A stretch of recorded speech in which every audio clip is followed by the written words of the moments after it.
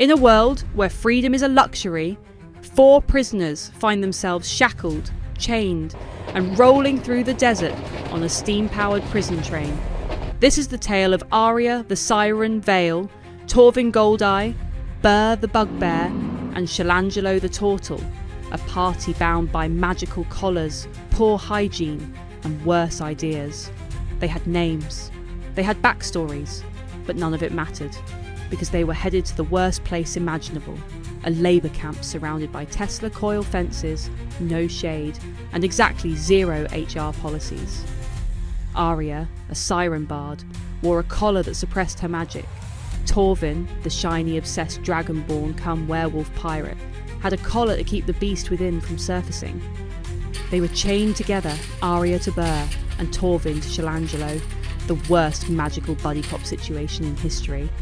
Meanwhile, Burr, a bugbear with the IQ of a grapefruit, was ready to throw anyone into anything.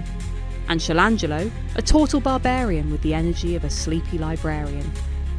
The 4 sat cramped in a prisoner cart, backs aching, chained through a pole in the middle and to each other. Welcome to Chain Gang Express, baby. Suddenly, sunlight. Blinding sunlight. The guards yanked them into a camp that smelled like sweat, sadness, and mystery meat. This wasn't just any prison. This was a railroad labour camp, run by a massive, armoured rhino man warden, his golden horns spiralled and glinting with magic. He ruled the camp with an iron hoof and a catchphrase no one would forget: "Shit goes in the hole." No one knew what the hole was yet. They would soon. Shalangelo and Torvin were sent to the kitchen. Burr and Arya were sent to clean the outhouses and dump literal buckets of prisoner waste into deep pits behind the latrines. Morale was low, so naturally Burr made it worse. He actually flung poop at a Tesla coil. It sparked, but alas, no explosion. Meanwhile, Torvin tried to figure out if rhinoceros horn counted as treasure. Shalangelo just wished everyone would calm down. When Burr threw poop, the rhino came charging. The warden whipped him, tried to toss him into the hole, and nearly dragged Arya in with him because remember, they were chained together. Arya grabbed the rhino in retaliation. There was flailing, slipping, and poop. So much poop. Eventually, the rhino gave up and went to play music from his magic horn like a grumpy Disney villain. Arya, ever the bard, harmonised mockingly with him, gaining the attention of everyone, including the guards.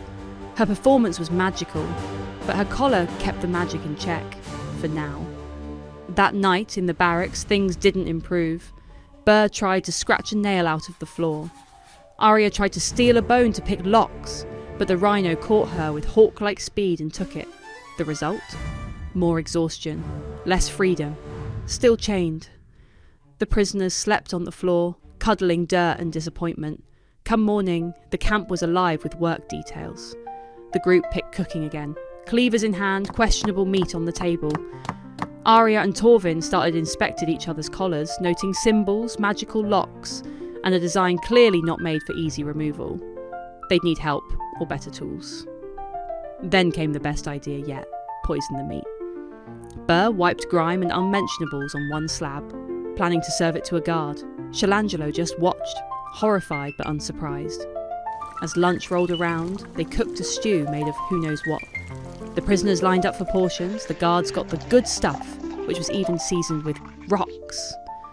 Arya whispered to Burr that rhino meat makes you smarter. He believed her, because of course he did. Somewhere a god of sarcasm wept with laughter. Burr's stomach had a plan. Spotting a small gnome prisoner, he winked at him maliciously, but the gnome's troll-chained buddy mistook it for something less sinister. He crept over. Arya followed, trying to look innocent. The gnome screamed. A wrestling match ensued, hugs with trolls, and a gnome deprived of air. Unfortunately for Burr's stomach, guards came running, and the dead gnome had to be hidden in the poop pit. Arya and Burr's punishment was to sleep in the hole for the night. Then came the Ranger, a guard dressed in fancier leathers. He exited the gates with 2 others, leaving the camp momentarily more vulnerable. The prisoners took note. The guards grew lazy. Some vanished with the strange Ranger. The rhino warden took a night off to polish his horn. And the supply train? It rolled in late, slow, and largely unguarded. It was night, and Burr wriggled out of the pit, helping Arya out after him. Burr collected bones from the other pit, which Arya used to free herself from her collar. They then swiftly found Shalangelo and Torvin, who had been rewarded with sleeping in the nice tent.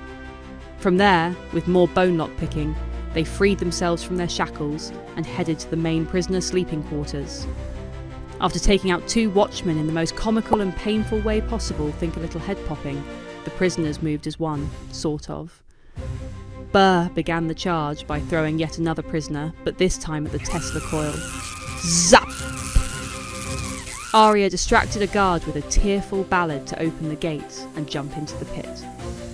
Shalangelo retreated into his shell so that he could be used as a battering ram and absorb arrows. They broke down the gate and were free. In the chaos, the group spotted it, a small train cart filled with mining supplies. It was unguarded, though Arya did convince a guard to go and hide in another pit, to spare his life. I wonder if we will see him again. Grabbing a locked chest from a nearby tent and stocking up on water, the group are off, racing through the forest and towards the mountains.